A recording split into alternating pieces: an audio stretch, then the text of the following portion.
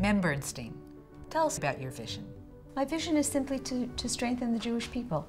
And wherever we work, I hope that we can do that.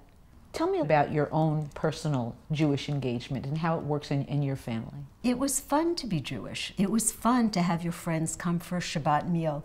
It was fun to go to the synagogue where, although your parents went in to pray, you went off to play with the other kids. As a parent, I think that you teach your children more by what you don't say than by what you do. My grandchildren are all in Jewish preschools and Jewish day schools. I have children who are involved in everything from Chabad, their synagogue life, their day school life, the Jewish community centers, the partisans organizations. My kids are involved in every aspect of the Jewish communities in which they live. Tell me a little bit about these summer camps and day schools that you fund in America.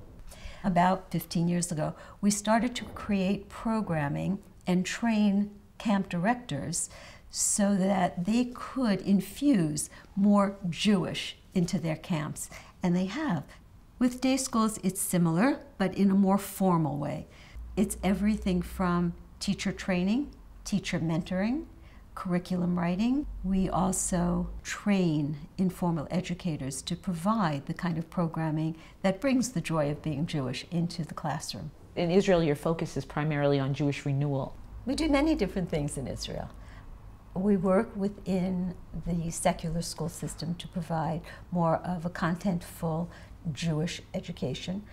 And we work with different small communities around the country in a collaborative way to bring Jewish content to many aspects of the city life. In Israel, we do a lot of work in film and television, which we don't do anywhere else in the world.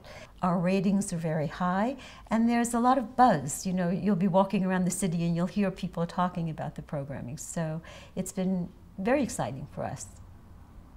Tell us a little bit about Beit Avichai. Beit Avichai was the only designated gift that my late husband, Mem Bernstein, left to the foundation. There's an enormous array of programming that goes on here all the time, and thousands of people come through the doors. I think he would be very proud of what goes on here. Let's talk about your work in the former Soviet Union. Jewish culture had to be revived. We created programs that engaged young Jews in text study, and today hundreds of people come to programming. We've been highly successful there. You're going to be stepping forward and taking on the role of chairman. Tell us a bit about the transition and how you've planned for it and how you see that happening. It is a transition period for me, you're right. For many years, we had this policy of go it alone. We decided what we wanted to do and then we did it. But as we faced our sunset, it became quite clear to us that partnerships were very important. And we've enjoyed the new, what shall I say, going out there and engaging with other people. It's been very nice for us. During this transition period, how do you see bringing on funding partners? We're interested in particular areas. So there are foundations and there are philanthropists who are interested in the same areas that we are in.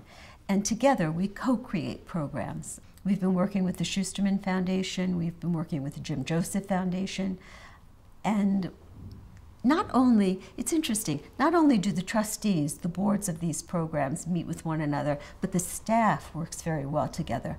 And so we've been able to co-create these programs, and we expect that they will be the programs that will carry on after we sunset. Given Avichai's spend down, what do you see as the legacy that Avichai will leave behind? I think our greatest legacy will be all of those people who have imbibed of our programming and will be out there to demonstrate what it means to be part of a Jewish community and create strong and successful Jewish communities. Do you see a change in the way you're going to be leading the foundation now in the sunset period? It's funny, I actually don't think of myself as leading the foundation, but rather as shepherding the foundation. My role will be more as a guide toward the sunset days. I just want to know how you feel about that. I think terrified is the word that comes to mind. You know, when Zalman passed away 13 years ago, the line of succession was for Arthur Freed to become the chair.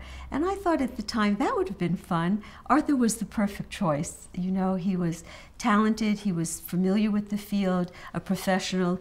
He knew how to run an operation such as Avichai. But over the last 13 years, I've been mentored by Arthur for this position. And as I've come to understand the intricacies of it, fun is not the word I would think of. I think of enormous responsibility as the words to define the position. So I am anxious. It's only fair. I am anxious. I think that my anxiety, fortunately, is tempered by the fact that Avichai has an outstanding board of committed trustees and a fantastically professional, dedicated staff. I don't think that they'll let me fail, and I will try very hard not to disappoint. Thank you very much, Mem You're Bernstein. welcome. Thank you very much.